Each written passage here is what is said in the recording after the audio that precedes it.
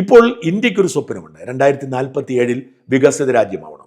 ആ വികസിത രാജ്യമാകണമെങ്കിൽ ഈ 150 കോടി ജനങ്ങളുള്ള ഈ രാജ്യത്തെ ജനങ്ങളെ കാര്യക്ഷമമാക്കണം. നമുക്ക് അടിസ്ഥാന സൗകര്യ വികസനം വേണം. അതിനാണ് ബജറ്റിൽ മുൻഗണന കൊടുത്തിരിക്കുന്ന അടിമുടി അടിസ്ഥാന സൗകര്യ വികസനം നടന്നുകൊണ്ടിരിക്കുന്നത്. റെയിലുകളെ, റോഡുകളെ, ട്രെയിനുകളെ, ബസ്സുകൾ ഒക്കെ വന്നുകൊണ്ടിരിക്കുകയാണ്. അതൊരു വശത്ത് നടന്നുകൊണ്ടിരിക്കുന്നു. നമുക്ക് സാങ്കേതിക മികവ്, നൈപുണ്യ വികസനം വേണം. ഈ നൈപുണ്യ വികസനം നമുക്ക് പറ്റിയ ഫോഴ്സ് ഉണ്ട്, മനുഷ്യ വിഭവശേഷിയുണ്ട്. ആ മനുഷ്യ വിഭവശേഷിയെ ട്രെയിൻ ചെയ്തെടുക്കാൻ നമുക്കറിയാം. ഇതിനെ സാങ്കേതിക മികവുള്ള മനുഷ്യ വിഭവശേഷിയാക്കി മാറ്റണം.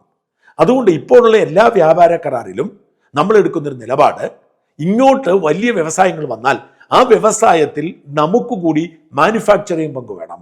അത് ഏത് നിർമ്മാണമാണെങ്കിലും ആ നിർമ്മാണം നമുക്ക് കൂടി സാങ്കേതിക വിദ്യ കൈമാറ്റം ചെയ്യണം. ഇത് അമേരിക്കൻ കരാറിലുമുണ്ട്. അത് ഇന്ത്യയുടെ മാനുഫാക്ചറിങ് സാധ്യത വർദ്ധിപ്പിക്കുകയാണ്. പിന്നെ ഒരു കാര്യം ശ്രദ്ധിക്കേണ്ടത്, ഇന്ത്യൻ കർഷകരെ ബാധിക്കുന്ന ഒരു വിഷയം കാർഷിക മേഖലയിലായിരുന്നു. ഇന്നലെ അമേരിക്കയുടെ വ്യാപാര പ്രതിനിധി പറഞ്ഞു, രണ്ട് കാര്യങ്ങൾ പറഞ്ഞു. ഒന്ന്, വ്യാപാര കരാറിന് ഇതൊരു രൂപം കൊടുത്തിട്ടില്ല. വ്യാപാര കരാറിനെ കുറിച്ച് ഒരു വേഗമായിട്ടുള്ള ധാരണയിലെത്തി ട്രംപ് പ്രഖ്യാപിച്ചു.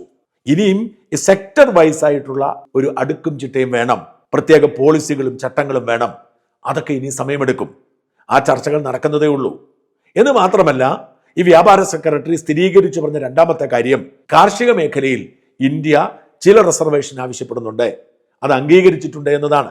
ഇന്ത്യയും അമേരിക്കയും തമ്മിലുള്ള വ്യാപാര കരാർ ഇതുവരെ നീണ്ടുപോകാൻ കാരണം അളവില്ലാതെ അമേരിക്കൻ കാർഷിക ഉൽപ്പന്നങ്ങൾ ഇന്ത്യയിലേക്ക് ഡംപ് ചെയ്യാൻ ശ്രമിച്ചു, അതിനെ എതിർത്തു എന്നതാണ്.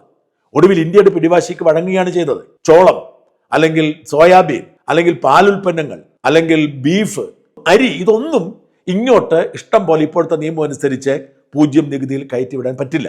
അതൊക്കെ റിസർവ് ചെയ്തിരിക്കുകയാണ്.